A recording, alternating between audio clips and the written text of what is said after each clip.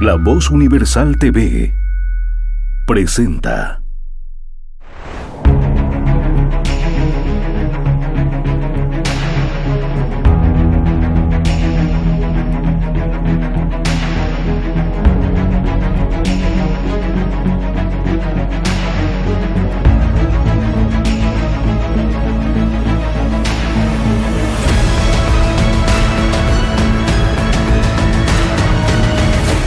El Laberinto con Andrés Canseco. Ubicándonos en las antípodas del purismo, uno ha descubierto que las artes no están solas, sino que se desarrollan, se enriquecen y se vinculan entre ellas. Es el caso que comentaremos el día de hoy entre las letras y el cine. Maravillosas adaptaciones, algunas enriquecedoras, otras memorables, otras decepciones, otras que tienen más que ver con el añoramiento de las viejas épocas, pero el cine sin duda es un elemento que ha marcado nuestras vidas. Acomódense en la butaca, en su sillón o donde gusten hacerlo, porque hoy junto a Brian Romero, siguiendo nuestro ciclo de literatura y autores, vamos a hablar sobre libros y cine. Bienvenidos, estamos en un nuevo video especial del Laberinto, aunque ya esto es un ciclo que se está consolidando. Estamos en la cuarta entrega de nuestro ciclo de literatura, esta vez nuevamente hablando con Brian Romero, con el desafío ahora de hablar de libros y cine. Bienvenido, Brian, una vez más al Laberinto. Siempre es un gusto tenerte por acá, hermano. ¿Qué tal, Andrés? ¿Cómo te va? Espero que te esté yendo bien. Ya casi que es una forma cotidiana de hacer lo que te doy las gracias siempre por la oportunidad, así que no la voy a romper. Gracias por la oportunidad de hablar una vez más en tu programa sobre libros esta vez y cine, ¿no?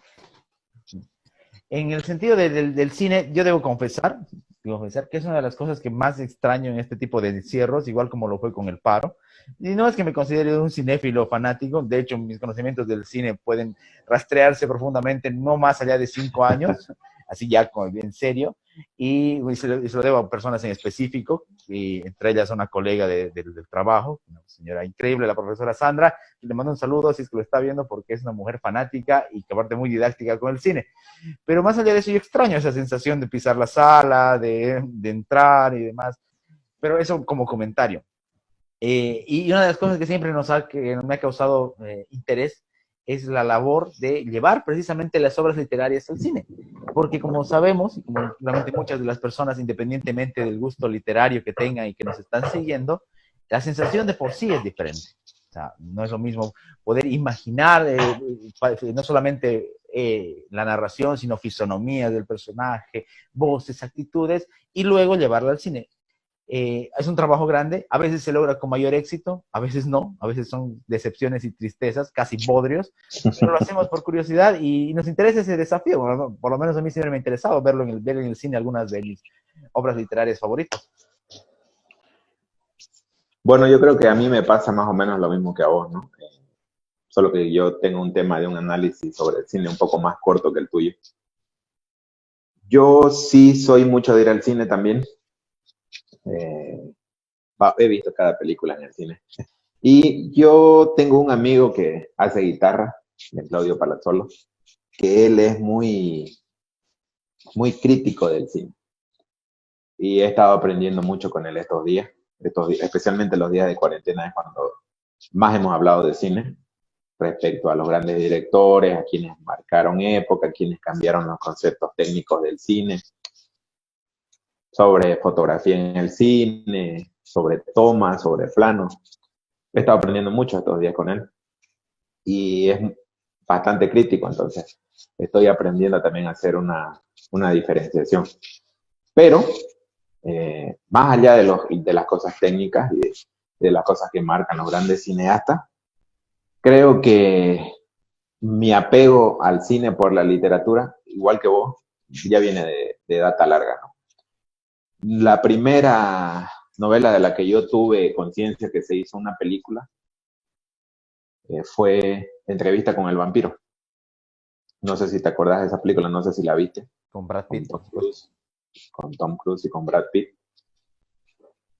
Que había leído yo la novela un tiempito antes y luego, a pesar de que la película salió hace mucho tiempo, en 1994, la película yo la había podido ver recién, en el 2005, si no me equivoco.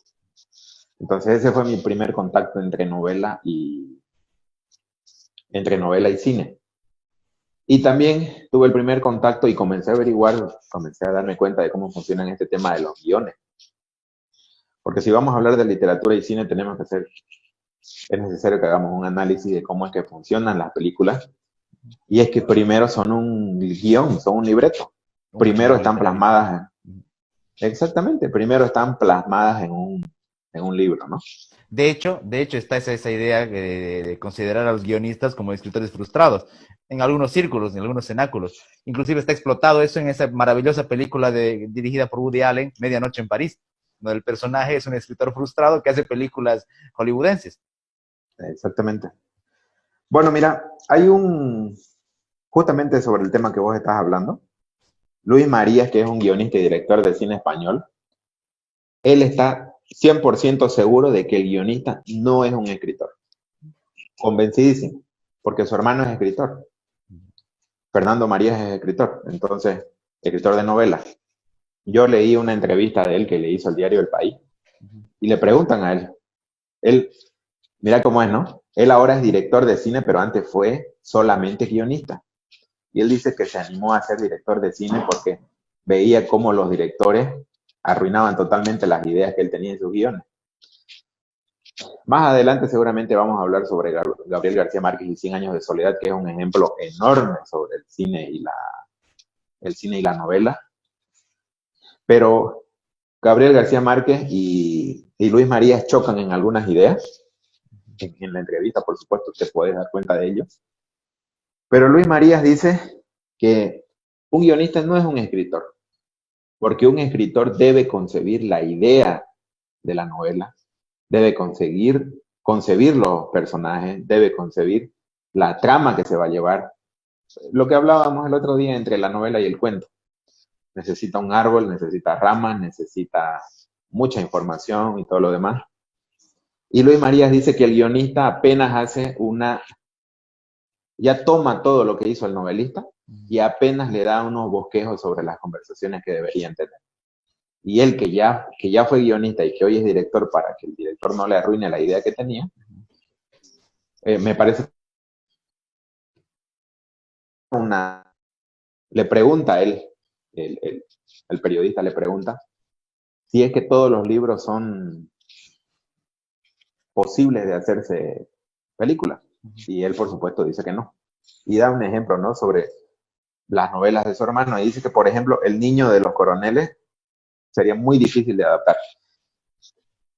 Seguramente, hace un par de años atrás, las limitaciones para hacer películas eran muchas más, ¿no? Hoy en día, con la tecnología y el tema de poder poner incluso personajes que ya fallecieron en películas actuales. O rejuvenecerlos, como en el irlandés. Exactamente, vos viste la forma en la que está envejeciendo Al Pacino. No tiene nada que ver. No es precisamente la que se ve en el irlandés, ¿no? Entonces, me parece que actualmente esas salvedades mejor dicho, esas diferencias pueden salvarse más próximas que con anterioridad, ¿no?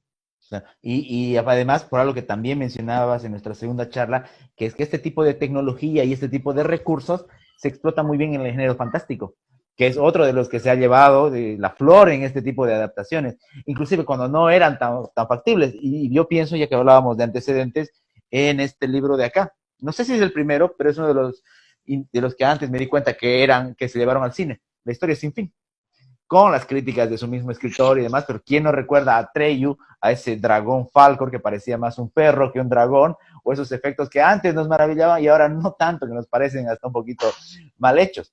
Pero ahí también hay ese tema del encanto del cine, sobre todo cuando uno es niño. Entonces va esa magia, y en nuestra generación, más allá de que a muchos no les gusta, hay otra adaptación y saga también que es central, y es esta, la de J.K. Rowling. Nosotros, más allá del gusto, compartimos los rangos etarios con el personaje. Cuando Harry tenía 13, nosotros teníamos 13 en el libro. Entonces, como que iba marcando cierto desarrollo, y además de de la increíble fortuna que le ha dejado a J.K. Rowling, es una de las, ha iniciado muchos lectores. Y por eso como me quedó el tema de la infancia por eso, ¿no? De que es como una especie de magia inicial donde esos recursos técnicos no nos están estresando, generando esa tensión tanto, pero sí uno se deja llevar. Yo pienso que lo que pasa con Harry Potter, que son 7 películas, son 8. 7 novelas que se hicieron. 8. Bueno, ajá, son 8, pero son 7 novelas, ¿no es cierto? Sí. ¿O me equivoco? No, son 7 7, novelas, ¿no? sí. Son 7. De la saga Bueno, original, ¿no? exactamente, sí. Y tengo una anécdota sobre los libros de Harry Potter, porque acá atrás podés ver mis libros, pero hay unos libros tuyos acá de Harry Potter también. No sé si te acordás que me Sí, prestaste sí. unos cuantos y nunca volví. Pero bueno, pasando de ese tema, pienso que Harry Potter y J.K. Rowling tienen una prosa muy singular, que es lo que la llevó al éxito, que es que tiene una adaptación al cine muy fácil, precisamente porque Harry Potter está muy bien escrito. No sé si me dejo entender. Hay, a ver, para contextualizar lo que estoy tratando de decir, creo que es necesario que hablemos de algunas cosas técnicas. La primera es que vos podés hacer una muy buena película si la persona que va a dirigir, que va a hacer la fotografía, que va a hacer el arte en la película, logra entender realmente la idea que tiene el escritor sobre su novela. Eso es lo primero. A ver, ya. Ahora, tanto para escribir como para hacer una novela, se necesita manejar la información que se le da a la persona en base a la narración. Ya lo hablábamos en la crónica, ¿no es cierto? Hay que buscar una forma, etcétera. Bueno, yo estaba viendo que Stephen King, a pesar de que no soy muy amante de sus películas, a pesar de que sus libros no me gustan mucho, me parece que técnicamente tiene ideas muy brillantes. O, si no son sus ideas, por lo menos las sabe explicar muy bien. Y es que Stephen King tiene muchos videos, tiene muchas entrevistas, tiene muchos textos sobre cómo escribir bien una novela, más allá de que a vos no te gusten las novelas de Stephen King o de repente no son de tu agrado, lo que sea. Te da ciertas pautas que se necesitan para escribir una buena novela y si le pones atención, tienes razón. Por ejemplo, él dice que no todos son Bukowski, porque si vos lees, por ejemplo, el inicio de la novela de su libro Mujeres, te dice, yo tenía 47 años, hace 4 años que tal cosa, mi hijo tenía 4 años, yo vivía en tal parte. O sea, la información te la dice directamente, casi como si fuera una ficha técnica. Y no todos tienen la calidad de Bukowski para hacer que eso que te está diciendo suene bien, te llegue bien y la idea sea bien preconcebida como una novela. En cambio, dice, los que no somos Bukowski, necesitamos tener ciertas artimañas, necesitamos tener ciertas herramientas, necesitamos tener cierto comportamiento de información. Y da un ejemplo claro. Por ejemplo, un personaje de una novela recibe una llamada y dice, hola María, mi ex, ¿cómo estás en tu nueva vida con tu esposo? Esa sería una información. Y él da un ejemplo. El escritor podría poner que le contesta a María, le dice, hola María, y mientras está contestando el teléfono se rasgaba el lugar donde estaba su anillo, recordando aquellos momentos cuando fueron felices. Y no es necesario que nombre que es una ex. No sé si me dejo entender. O hacer el La flashback. forma es que él está hablando sobre el libro, Claro, ¿no? por eso. Primero, inicialmente. Ya. Ahora, yo pienso que esta es la dificultad en la que radica que un libro sea bien llevado al cine. Para empezar, el escritor tiene que hacer buen uso de la información en su narración. Es decir, tiene que lograr escribir de tal forma que la persona que está leyendo su novela no se aburra y no sienta que le están leyendo una ficha técnica. Esa es la primera parte. La segunda parte es que el director, en conjunto con su equipo de trabajo, logre entender la idea que tiene el escritor de por qué está dando la información de esa forma, por qué está haciendo su narración, y es llevar esa información hecha a la narración y de esa narración llevarla a un libreto y del libreto llevarla al cine. Entonces, el director de cine, a ver, Yo no sé cuánta plata hizo J.K. Rowling con Harry Potter, pero no sé si viste que la saga del Señor de los Anillos, solamente las 3 primeras, casi hacen 3 billones de dólares. 2.950 millones de dólares en las 3 películas. Imagínate en 8.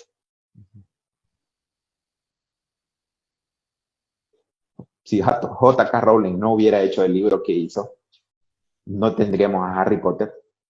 Pero yo no sé si J.K. Rowling no hubiera sido capaz de llevar sus libros al cine sola. Necesariamente los 4 directores de las películas, porque fueron 4, ¿no? Si no me equivoco, fueron 4 los directores de Harry Potter. Se Esos nota directores, marcado en los estilos. Está muy claro, a menciono las veces enteras y están clarísimos. a mí me gusta más la de Cuarón, no sé si compartimos, no sé si escuchaste, no sé si viste el análisis que hacen sobre eso. Me parece que las películas, me tuve que hacer una lista de la película para no divagar demasiado en esto, pero me parecen que las películas de Harry Potter, como vos decís, si bien es cierto, están bien marcadas, todos los directores lograron hacer estos pasos que te digo: información, narración en el escritor, narración a guión en la película y guión al cine, o sea, en los pasos creativos que se necesita para llevar a cabo una película.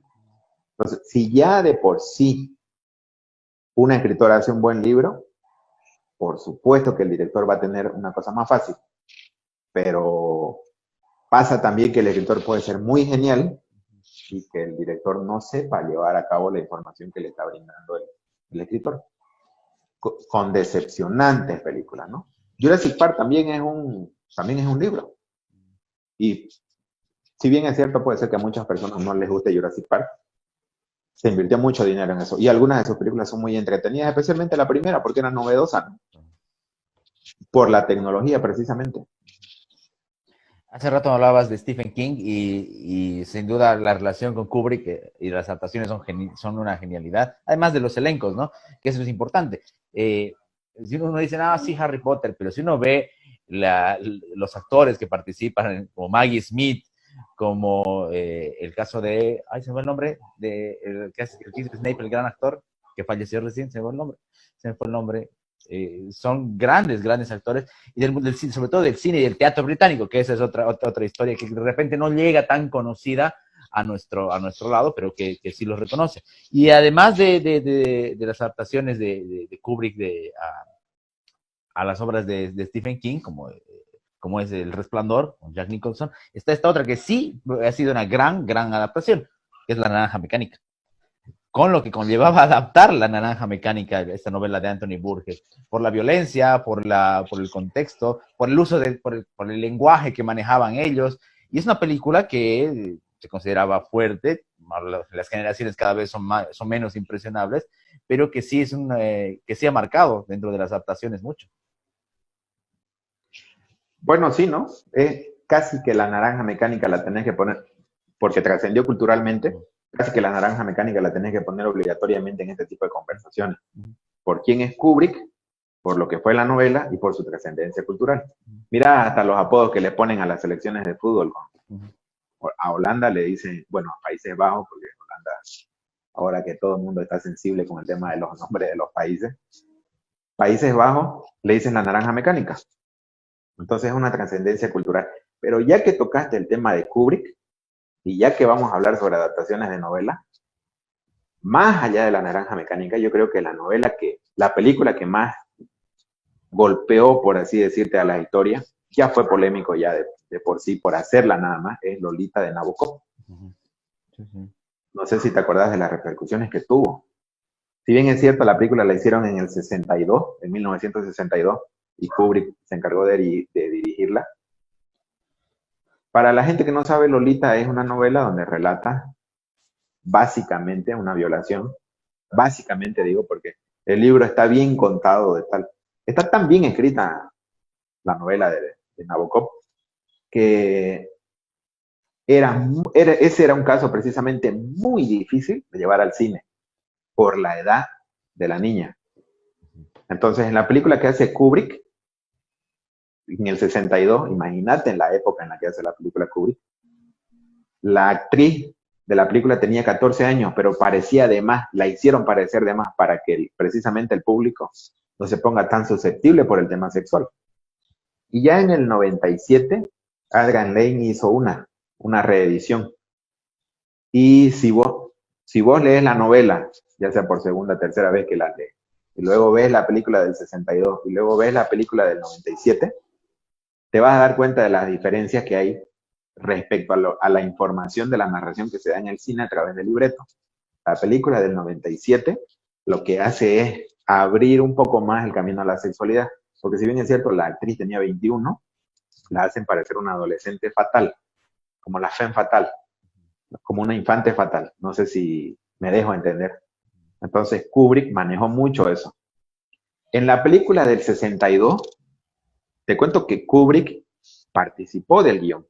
Nabokov hizo el libro, pero también le hizo el guión, Nabokov. Pero Kubrick participó también de él. Por supuesto, porque es director y porque tiene que estar en todo, pero hay otros directores que no se meten directamente, ¿no? Así como también hay otros que, como Woody Allen, como James Cameron, como, se me van los nombres de los Peter Jackson también participó en el guión del Señor de los Anillos.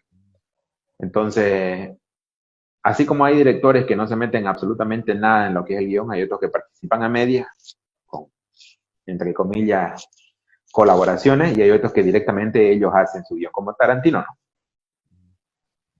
Dentro de las malas adaptaciones, claro, uno se lleva diferentes decepciones, ¿no?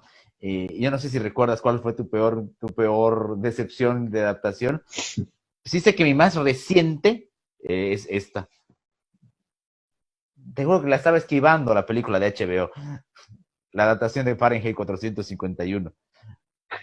Que no pude esquivarla más y me decepcioné por completo, pero esa es una de mis peores adaptaciones. No sé por qué con las distopías pasa eso, ahora que lo pienso. Igual las de 1984, ninguna me parece decente, al nivel de lo que es esta novela de George Orwell, ninguna está cerca siquiera, y como que hay varias decepciones en ese aspecto. Si tú recuerdas alguna decepción. El Cuervo, la vida de Edgar Allan Poe. Esa es una decepción Yo creo demasiado que no. profunda, demasiado profunda. Yo creo que nosotros, no fue por casualidad que hablamos de Edgar Allan Poe en nuestra primera charla. Y es que me parece que tanto vos como yo le tenemos mucho respeto a lo que representa Edgar Allan Poe en la literatura, por su trascendencia en otros autores, como habíamos dicho, porque actualmente porque era un tipo genial y porque, más allá de eso, porque si vos te das cuenta, hay mucha gente que agarra las ideas que tiene Poe, ya sea sobre la literatura, esa parte del terror, y sobre todo porque nos llegó en una época en la que pienso que a todo lector le llega Poe cuando está madurando. Es un autor que es como una escalera. Cuando vos estás empezando a cambiar de lectura para ponerte un poco más serio, si querés decirlo, o más loco, dice mi amigo, sí o sí haces el escalafón de Poe. O sea, Edgar Allan Poe sí o sí está en tu camino. Y esa película que le hicieron, más allá de que el actor nunca me pareció, creo que lo conversamos, ¿no? Parece que vos me decías que Nicolas Cage te parecía Sí, para el papel, para el libreto. sí, tenía más parecido que lo hizo. Pero John Cusack, dice, que a mí no me pareció un mal actor hasta que hizo El Cuervo. De hecho, sus actuaciones nunca fueron tan malas, ¿no? Pero en esa película, viejo, el guión realmente está mal hecho, ¿no? O sea, fue una decepción grande por quién es Edgar Allan Poe. Se me hace que otro director, no sé por qué, se me hace que Guillermo del Toro, que es especialista en estas cosas, ya sea por el laberinto del fauno, todas estas cosas oscuras que él hace, se me hace que le haría algo bueno, ¿no? O no sé por qué también me pongo a pensar en que Clint Eastwood, con esas cosas inmensamente raras que tiene, le haría una buena película a Edgar Allan Poe. Pero fue una decisión muy grande. El Cuervo fue, de Raven, fue, fue, creo que hasta una falta de respeto para la imagen de Edgar Allan Poe, ¿no? No, no sé. O tal vez, viste que ahora se suspendió Tanat, ¿no? Sí, sí, de Nolan. Christopher Nolan. Me parece que tal vez Nolan hubiera podido encarar con esa tomas que a él le gustan hacerme, se me hace que tuviera un poco más de respeto por la imagen de Edgar Allan Poe haciéndole una película. Es la única que voy a nombrar porque después hay muchas, ¿no? Sobre todo porque hay novelas que se han llevado al cine que no me gustan. No las quiero decir, no las quiero nombrar porque después todo el mundo te apunta con el dedo. Pero Una, por más ejemplo. allá, por ejemplo, se me fue el nombre, los Juegos del Hambre, ¿eh? Sí, The Hunger Games. Ujú. Ah, no sé, viejo. O sea, incluso el libro creo que me gusta un poco más que la... No lo pude terminar de leer, pero creo que el libro me parece un poco mejor que la película. No me gustan las películas, soy sincero. Ujú. Solamente voy a dar ese ejemplo para que no haga una trascendencia negativa sobre las ideas que tiene la gente. Bajamos un poco al ámbito latinoamericano y el otro día hablábamos de este autor y para ti sin duda es uno de los especiales y esta novela particularmente. Yo sé que esta tapa es mala, pero es la que tengo original, que es La pregunta de sus ojos. Y una gran adaptación, ganadora de Oscar, donde sí estuvo además el autor, como mencionabas, inmiscuido, y una película además genial, verdaderamente genial. El otro día, bueno, ayer precisamente hablaba con ese amigo que te digo que es el crítico de cine. No tiene una voz en las redes sociales ni una voz internacional, pero respeto mucho su opinión porque vos te das cuenta que él sabe sobre estas cosas cuando lo escuchás y sobre todo cuando haces una comparación de la información técnica de las películas con las opiniones que te da y te das cuenta que sí tiene razón, que sí es una persona que sabe de esto y es Claudio Palazzolo. Le pregunté cuál era su top 5 de películas del 2000 hacia el 2020, pero mejor si son del 2010 hacia el 2020, como para achicarle un poco el mercado. Y él puso El secreto de sus ojos en la lista. Yo se la recomendé. Él no había leído de Sacheri y no la había visto. También le recomendé otra película que se llama El último Elvis. La puso también. También quiero hablar sobre esa película, porque el director es Armando Bo Nieto, o sea, Armando Bo Jr., no el gran Armando Bo, sino su hijo, su nieto, mejor dicho. Pero ese es otro tema. Lo vamos a tocar seguramente más adelante. ¿A qué me voy con la película? Realmente, realmente, Gabo se hubiera sentido orgulloso hoy en día de lo que hizo de esa película. Y te quiero explicar por qué. Gabriel García Márquez siempre fue un referente para mí respecto al cine y a la novela. Yo no sé si vos viste alguna vez alguna entrevista, alguna charla que él dio, o sobre las ideas y los preconceptos que él tenía sobre el cine y la novela. No sé si escuchaste alguna vez No, no, alguna no. intervención que le haya hecho. ¿Sabes qué? Me parece un tipo increíblemente lúcido, más allá de que sus libros son indiscutibles. Gao, se me hace que la gente perdió mucho cuando él murió. Sobre todo la gente latinoamericana. Era un tipo tan lúcido, tenía las cosas tan claras. Una de las cosas que yo aprendí de él fue a calificar las novelas de acuerdo a la época en la que se lanzaban. Estoy hablando de la época de Borges, Adolfo Bioy Casares y etcétera. No sé si te acordás de esa frase de Adolfo Bioy Casares. Seguramente voy a fallar en cuanto a la textualidad, pero decía Adolfo Bioy Casares que la gran aventura, o sea, que leer es una de las grandes aventuras de la vida. La segunda aventura, la otra, probablemente sea la vida misma. No sé si te acordás de eso. Por supuesto, estoy fallando en el texto, pero esa era la idea. Como que una aventura muy grande era leer y la segunda era la vida misma. ¿Por qué la nombra primero a la lectura? Date cuenta de la importancia que tenía para los autores de esa época escribir. Y Gabo dice que la intención de esa generación prácticamente que se escribía solamente para ser traducido. ¿Por qué?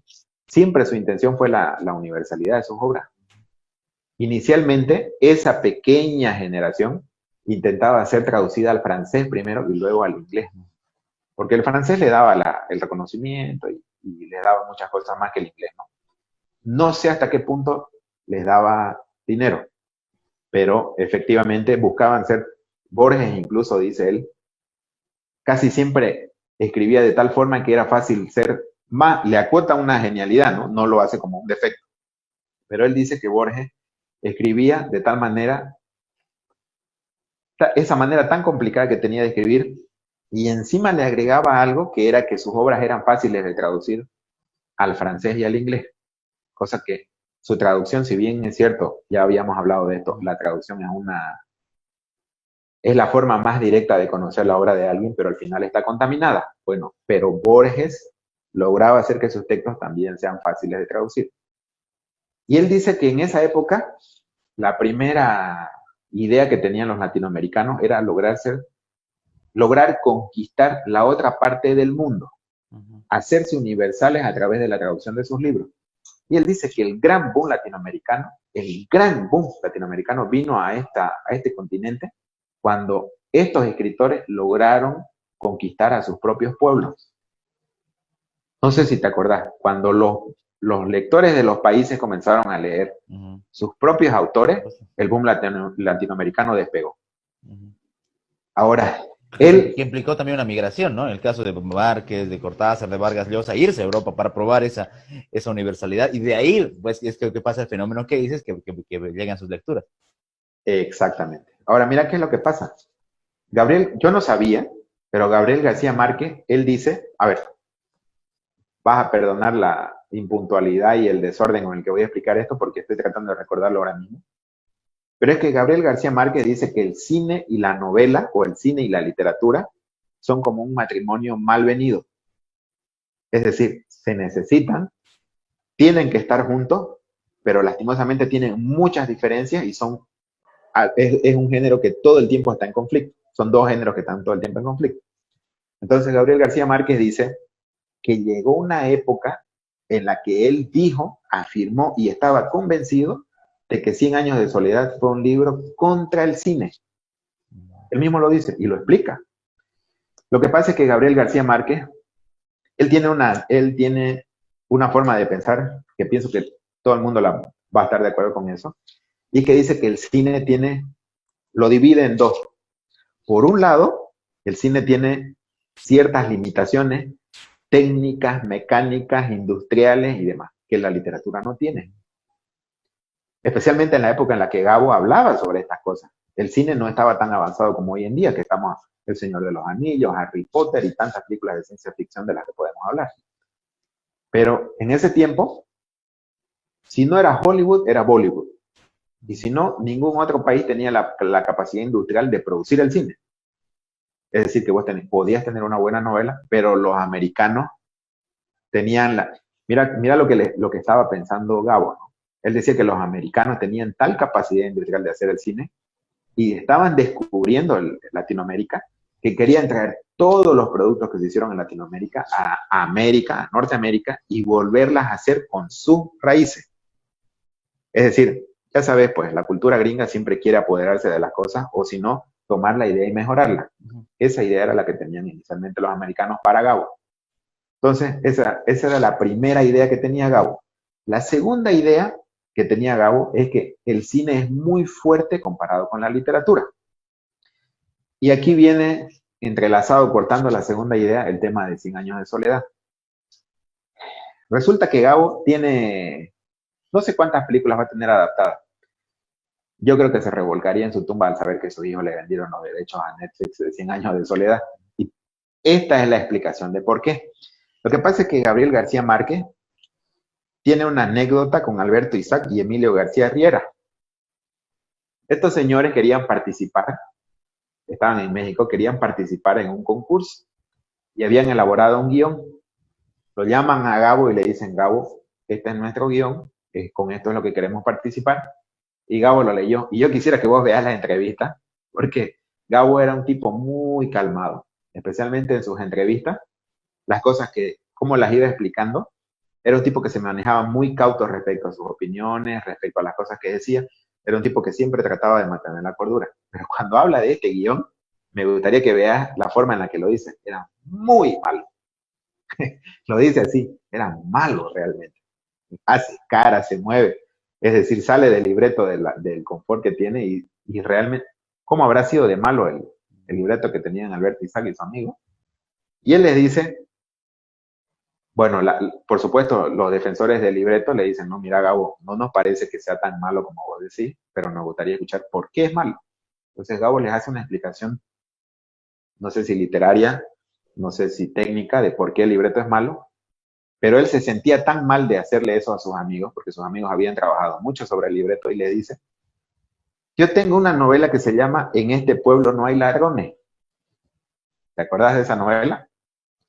Y él le dice, esa novela está hecha de tal forma que básicamente es un libreto, solamente tenés que enumerarla y la lanzás. Hicieron eso. De esa forma se hizo esa película. No fue que Alberto Isaac y Emilio García Riera tuvieron la idea, fue Gabo que lo corrigió por teléfono. Otra anécdota que tiene Gabo antes de 100 años de soledad es Tiempo para morir, que la hizo Arturo Ripstein. Y es que esa novela es muy diferente a lo que se hizo en la película. Lo que pasa es que Arturo Ripstein tenía un papá productor y tenía el dinero para hacer la película. Entonces, para no arriesgar mucho con el libro y con la película, los vistieron a todos los actores de cowboys. ¿Sabes con qué idea? Por supuesto de no perder plata, pero ¿sabes con qué idea? Con que esa película, si no lograba el éxito, se la podían vender a Alemania como western. Western, que es un tipo de cine que es sobre el medio oeste, el lejano oeste y todo lo demás. Entonces, Gabo tuvo una decepción tan fuerte con esta cosa, con esta película especialmente, que casi tira la toalla. Ahora sí viene 100 años de soledad. Mira lo que dice Gabo, ¿no?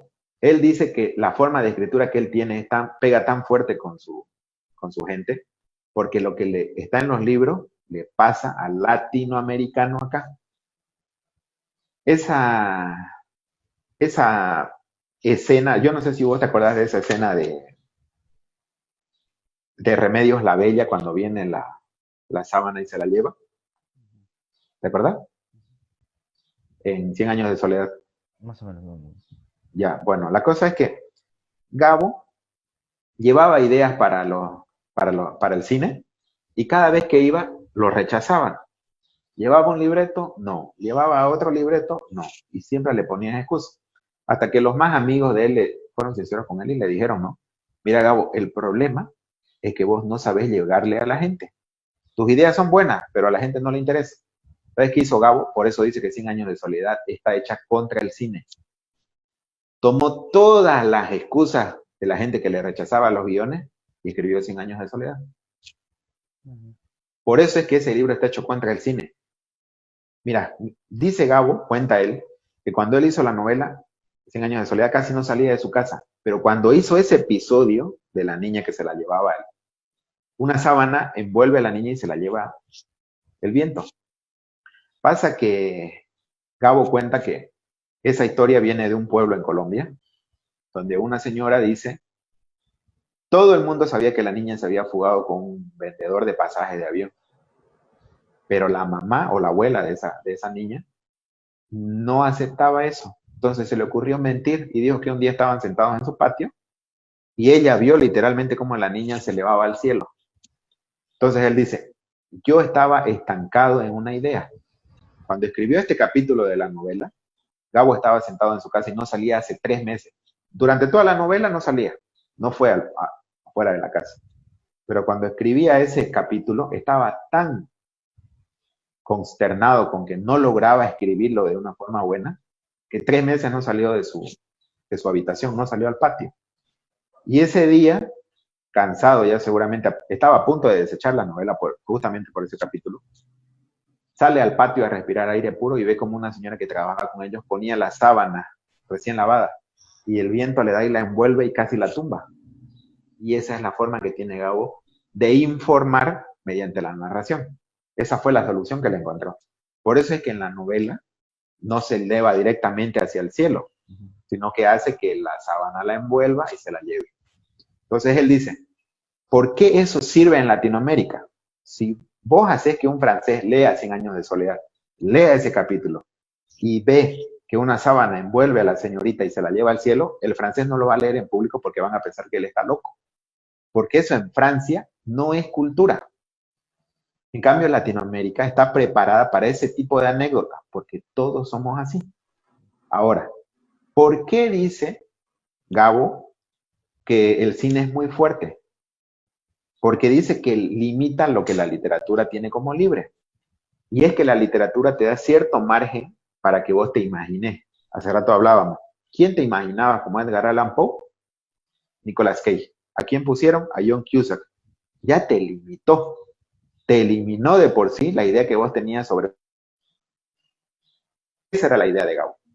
Que el cine le quita la imaginación al libro y logra ponerte caras muy rígidas sobre esos personajes. ¿Qué pasa si es que llevan ese libro a Hollywood y Robert Redford hace de uno de los actores principales? Seguramente un abuelo de tu abuelo, mi abuelo, el abuelo de tu vecino, no se parece pues a Robert Redford. Nuestras características por cultura, por fisionomía, por, por ascendiente o por descendiente, somos distintos, somos un pueblo distinto. Que el cine encasille a actores hace que el libro pierda totalmente la forma en la que se transmiten las novelas de Gabo. Y eso decía él. La gente se le apegaba y le decía, tal personaje de tu novela parece mi tía, tal personaje de tu novela parece mi vecino o mi abuelo.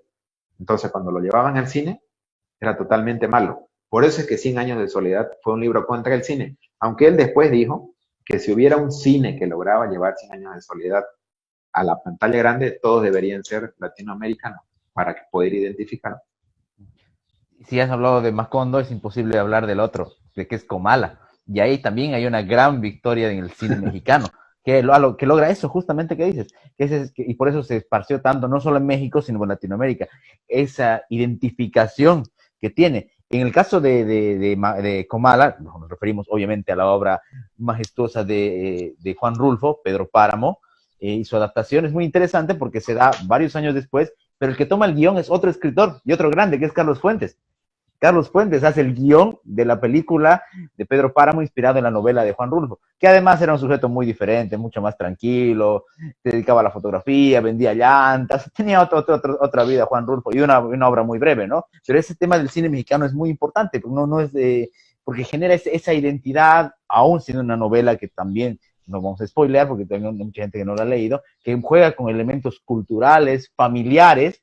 De hecho, el señor Páramo se caracterizaba por eso y por el elemento de la fantasía que luego aparece.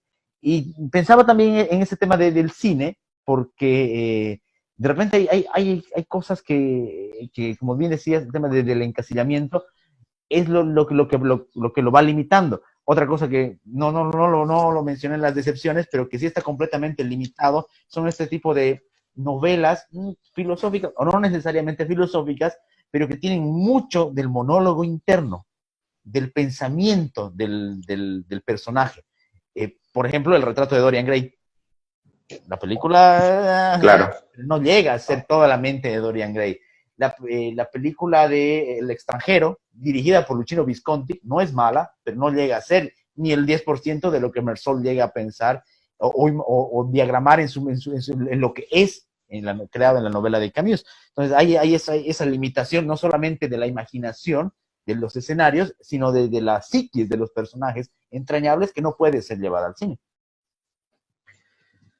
Lo que pasa es que yo pienso que ese precisamente el pensamiento es todavía mucho más difícil que el ámbito tecnológico. Porque mira, yo te hablaba el otro día de dos sagas, bueno, de una saga que tiene 2 libros hasta el momento, no sé si ya salió el tercero, que es El nombre del viento, de Patrick Rothfuss. Y es que Fox rechazó hacer la serie precisamente porque producirla iba a ser muy cara por el aspecto tecnológico, el aspecto artístico, etcétera. Una cosa es que te rechacen la obra porque es imposible de hacerla en cuanto a la producción, pero otra cosa es que te rechacen hacer una película porque es imposible que vos hagas una narración de un pensamiento filosófico. Mira, Jean-Luc Godard decía que el cine no siempre es un diario personal, no siempre es un monólogo de alguien que intenta justificarse ante una cámara. No siempre es eso, pero a veces es, pues. Por ejemplo, Akira Kurosawa también decía que consideraba el cine como una concentración de arte. Yo pienso que si hay algo difícil de llevar a cabo en el cine es, a ver, ¿sabes cómo me imagino que le harías honor al retrato de Dorian Gray? ¿O cómo le harías honor al extranjero de Camus? Ponerle la cara a Camus en la imagen y que alguien con una buena voz relate la novela. No me lo imagino en el cine, ¿me entendés? ¿Cómo haces para...? No estoy diciendo que no sea posible. Seguramente vamos a ir conociendo durante el tiempo a directores que van a ser capaces con las genialidades que aparecen, que seguramente van a ser los conductores de llevar ese pensamiento al cine de forma correcta.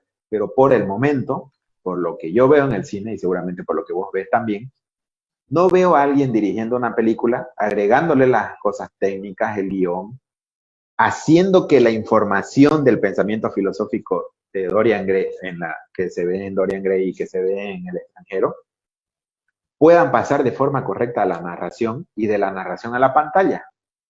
Porque si vos vas, a ver, es que si vos le cambiás una palabra al pensamiento filosófico que tienen en los libros, ya no es eso. Entonces, ¿cómo haces para que el guionista agarre ese pensamiento filosófico y lo traspase a un guión? Y al actor, y a la interpretación, eso más. Encima. Porque lo limitas totalmente. Ya no se tratan de artilugios tecnológicos, no se trata de tener una computadora que te haga un monstruo en la pantalla, no se trata de hacer parecer que estás afuera del planeta, que estás en otro planeta, que estás en un viaje del universo. Se trata de una cosa mucho más terrenal, que es muchísimo más difícil de plasmar, que es el pensamiento humano. Sí, por eso te digo que ahorita en mi mente la única forma de hacerle honor a este tipo de pensamientos es poner la foto del autor y que alguien relate. Porque si le cambias algo ya no es lo mismo. O no va a ser transmitida de la misma forma. Entonces, pienso que eso es muy difícil. Muy difícil. No creo que veamos muy pronto obras filosóficas en el cine de las que vos estés orgulloso de decir, esto era lo que el autor quería decir. Eso va a ser muy difícil. Y inclusive las que son iniciáticas, por llamar, como El mundo de Sofía, ni siquiera esa tiene una buena adaptación, que es la historia de un sujeto que le pasa cartas a otro en la versión original, ni esa tiene una buena adaptación. Hay una cosa que se nos está pasando y que no quiero que se nos pase, que es la idea del género futurístico. Imaginar, por ejemplo, algunas cosas que sí han salido bien, como algunos relatos de Asimov, que han salido relativamente bien en el cine. Está esta otra novela corta de Dick, la que inspiró Blade Runner. Sueñan con ovejas eléctricas los androides. Entonces, ahí, por ejemplo, no es una adaptación directa, sino es algo más que una llevada al cine. Es un trabajo que toma la sencilla idea de un relato, de algo corto, y ya lo transmuta, o sea, ya lo configura completamente para el cine. Ahí es otra labor, ¿no? Ahí lo que se toma es la idea generalmente, ¿no? Igual podrá pasar con algunos relatos de Bradbury que se han llevado de manera iniciática, pero después se transfiguran. Ahí de repente no es tan difícil la adaptación, porque es más libre. Mira, con Blade Runner y con Alien a mí me pasa lo mismo que a este amigo con el que hablamos de cine. Cada vez que veo Alien quiero sacar de mi lista de top 5 Cuando veo Alien quiero sacar de mi lista de top 5 a Blade Runner. Y cuando veo Blade Runner quiero sacar de mi lista a Alien. Son películas que están basadas en este tipo de cosas, en cosas futuristas. Y podemos hablar respecto a la forma en la que están hechos los libretos, los guiones, los personajes. Me parecen súper interesantes. No sé si vos viste la primera de Blade Runner. Claro, porque tiene varios cortes, ¿no? Eso es muy, muy interesante también. Exactamente. Sí, claro, la con Harrison Ford, por supuesto, obvio. El monólogo del final es fantástico, el del replicante. Exacto. Justo te quería hablar de eso. Mira, la película tiene muchísimas cosas buenas. Estamos hablando de una novela futurista. Debería estar basada toda completamente en las imágenes, en las naves, en el arte, en la fotografía, en el manejo de los colores, en la sombra. Podés ver muchas cosas en Blade Runner. Pero esa parte final se lleva la cereza del postre. Porque ese tipo de diálogos que tiene al final, por supuesto que va a haber gente que no lo va a apreciar así, ¿no? Te tiene que gustar un poco el tema del pensamiento, te tiene que gustar un poco el tema de la literatura, te tiene que gustar el tema de la crítica. La sociedad. Claro, o sea, tenés que estar un poco encaminado para apreciarlo, pero el que realmente se decanta por ese tipo de cosas, estoy seguro que no va a menospreciar la película en sí, pero esa parte final es la que la que termina de consagrar el trabajo del guionista y por supuesto del director, para elegir poner esa cosa ahí. Entonces, pienso que aún así, aún viendo cómo estas películas cambiaron el ritmo de del cine en su historia, sigue habiendo una parte que podés vos rescatar como literatura. Ya lo dijimos, ¿no? Una película antes de ser llevada a la pantalla es un libreto, son palabras, entonces podés todavía confiar en que se van a transmitir ideas, pero va a haber una parte literaria ahí que todavía sigue siendo importante. Ahí atrás tienes, detrás de ti, una novela gráfica que representa también otro desafío. Tienes a Watchmen, del nada más, del gran ánimo de Alan Moore, que le encantan las adaptaciones, ¿no? Como ve de Vendetta Sí. también. No sé si vos sos fanático de Watchmen también. Sí, sí, por supuesto. Claro, me encanta. Nunca hablamos sobre eso, pero me parece espectacular. Espectacular. Realmente me parece espectacular. Esa novela es una buena forma de llevar un pensamiento crítico. Uh-huh. Más allá de las cosas fantasiosas, los diálogos, las discusiones que tienen entre los personajes. Los personajes son fantásticos. Exactamente, me parece genial. No sé si HBO sacó una serie ahora. Sí, sacó una serie como que empieza después de lo que ocurre, de lo que acontece en la novela. No la pude No ver. la vi, la verdad. La voy a buscar, sí. La voy a buscar. Pero Watchmen, por ejemplo, y ese es un cómic, ¿no? Claro, exacto. Entonces, igual ve de Vendetta. Mira, es un cómic. Exactamente, claro. Es que mucha gente piensa que los libros solamente son letra, letra, letra, letra, letra y nada más. Entonces, otro ejemplo de que no solamente son letras y cosas muy fuertes es lo que está pasando ahora con el cine Ay, se me fue el nombre. La precuela de Harry Potter. Animales fantásticos. Exactamente. Animales fantásticos son cuentos infantiles, muy cortitos. ¿Sabes que para mí fue una sorpresa ir a la feria del cine, a la feria del libro, y ver una parte del cine? Y yo veía mucha gente haciendo cola para comprar un libro sobre animales fantásticos. Y la cara de decepción de la gente cuando veían el libro, o sea, lo que era el libro.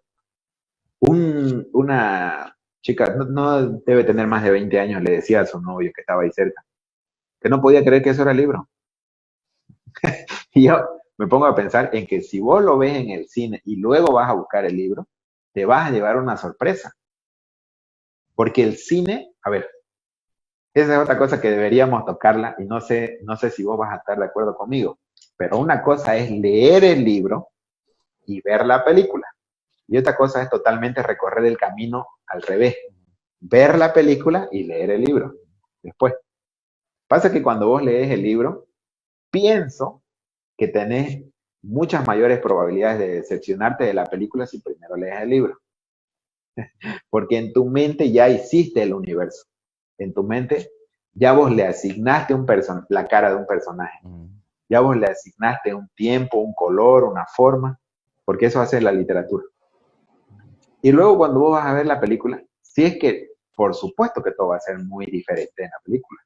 Precisamente por eso los guionistas se hacen directores, porque se molestan cuando el director no toma su idea principal. ¿Entendés? Entonces, si vos ves una película y decís, vaya, mira, divagamos tanto, bueno, perdón, yo divagué tanto que me salí completamente del tema de la novela de Eduardo Sacheri, que, bueno, en el cine se llama El secreto de sus ojos, pero en realidad la novela es La pregunta de sus ojos.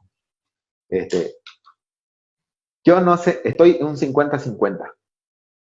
La película es tan buena, le hace tanto honor al libro, pero desarrolla mayormente unas partes que el libro no desarrolla. El personaje de Franchella y el final en el libro es totalmente, bueno, no totalmente, pero es distinto. A veces, he leído 2 veces El secreto, La pregunta de sus ojos. Y cuando leo, me gusta un poco menos la película. Y la he visto como 3 o 4 veces la película. Cuando veo la película, me hubiera gustado que lo que pasa en la película pase un poco en el libro. Es como un ida y vuelta, lo mismo que me pasa con Blade Runner y con Alien. Entonces, es un ejercicio muy interesante. Lo hice con Lolita de Nabokov. Eso es un poco más técnico, es un poco más social, más cultural.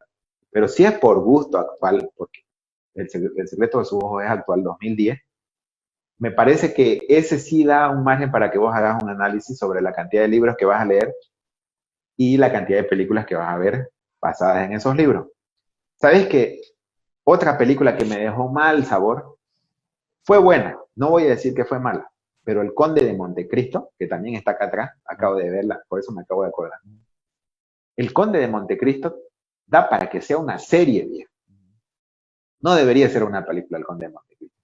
Nunca antes había planeado una venganza tan excelente, viejo.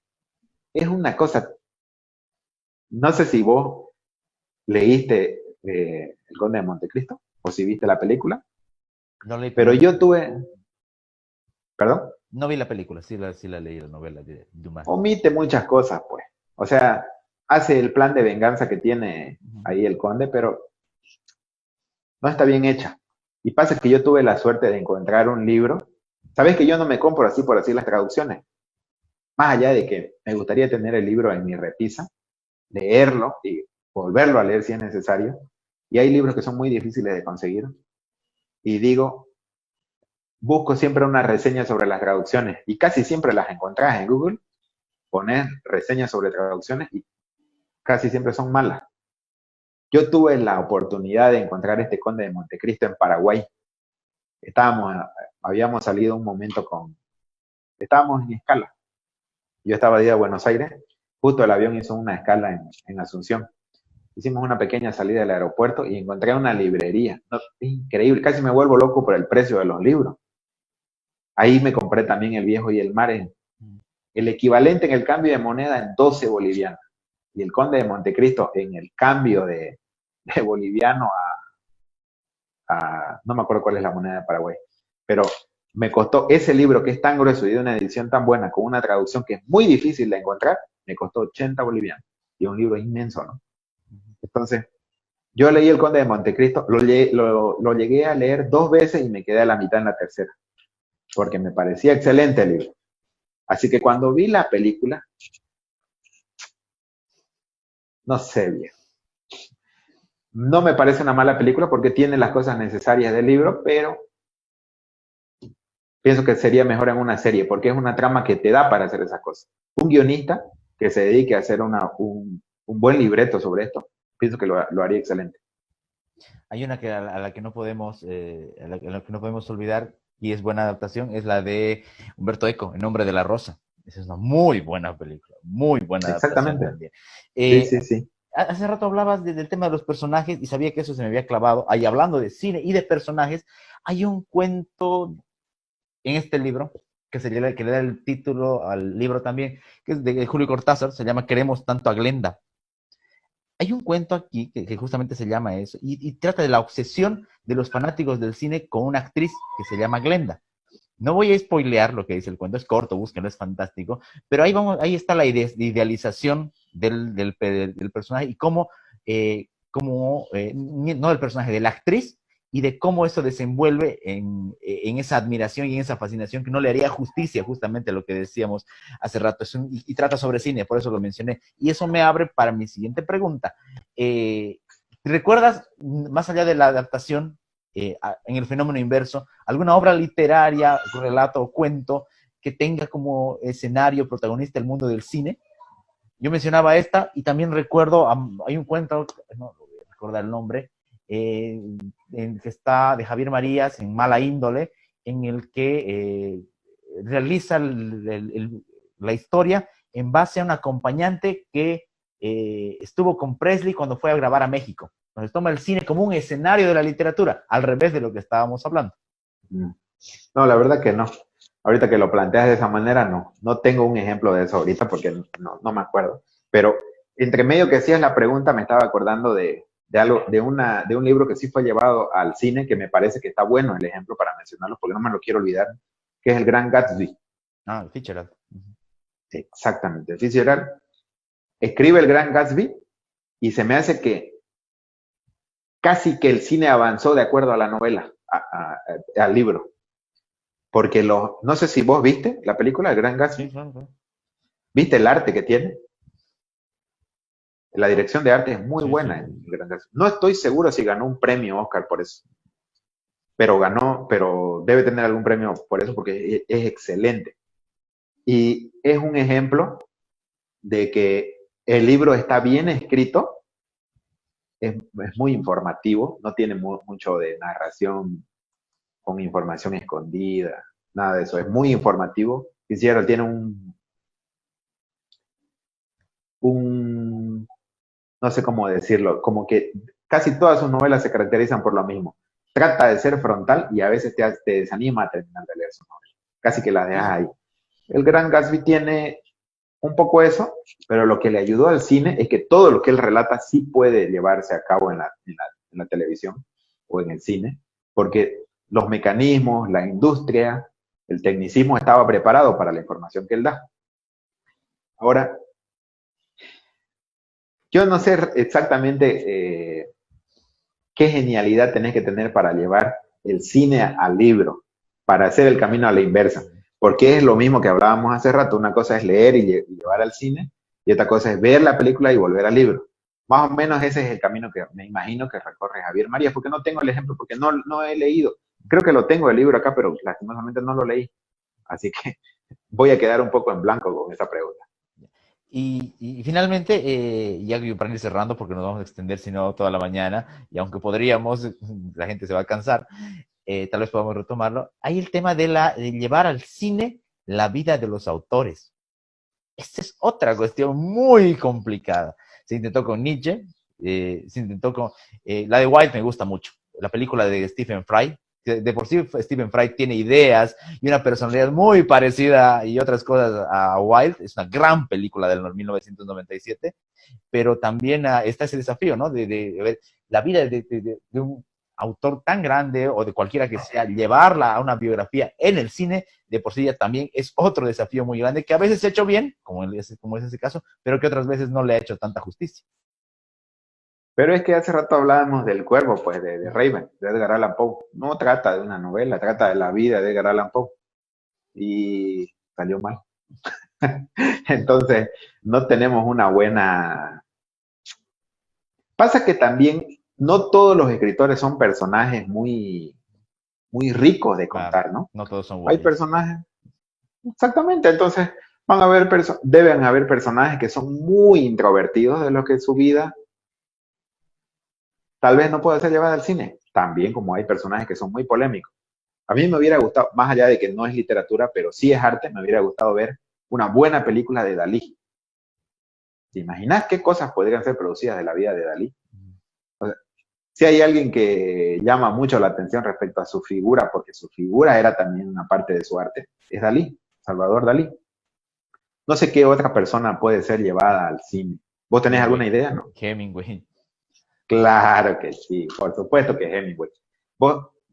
El otro día estaba viendo, Enrique Fernández publicó un artículo sobre La Nación, Sí. lo compartió en Facebook. Creo que era Gabriel García Márquez el que escribía sobre Hemingway. Decía, parece que finalmente murió. Pobre Hemingway, viejo, o sea, qué tantas cosas que le pasan. Bueno, no digamos pobre, porque los líos se los buscaba él, ¿no? Pero puede ser una vida muy exquisita de ser contada, siempre y cuando tengas a un buen actor por ahí. A mí me hubiera gustado que Sean Connery lo interprete, pero el tiempo no pasa en vano y ya no son tiempos de que Sean Connery interprete a nadie. Bueno, nos hemos quedado con muchísimo que hablar y tal vez tenemos que hacer una segunda parte de aquí a un tiempo, concentrándonos tal vez en el tema de la novela gráfica o el cómic, que tampoco somos expertos, pero que sí es un debate grande de llevar el cómic al cine, y este personaje de acá es una de las grandes muestras, pero ya hablaremos de Exactamente, claro, mira vos, claro, nos quedamos con un montón de cosas así. Todo el universo de DC y todo el universo Marvel. Sí, con todo aquello que implica. Gracias. Gracias, porque aparte de ser una buena grabación y un buen programa, es un gusto conversar así. Igualmente, Andrés, te agradezco mucho por el espacio y, como siempre te digo, por la retroalimentación. Aprendo mucho de estas charlas, más allá de que tengo algunos apuntes, más allá de que algunas cosas ya las hemos compartido, muchas de las cosas que decís las vengo a aprender acá también. Entonces, te agradezco mucho por todo. Dale, nos volvemos a ver la siguiente semana con otra temática. Un abrazo y saludo para todas las personas que han visto el video, que le dan like, que comparten, cada vez que son más, y que nos dejan sus comentarios. Listo, Andrés, un abrazo. El laberinto con Andrés Canseco.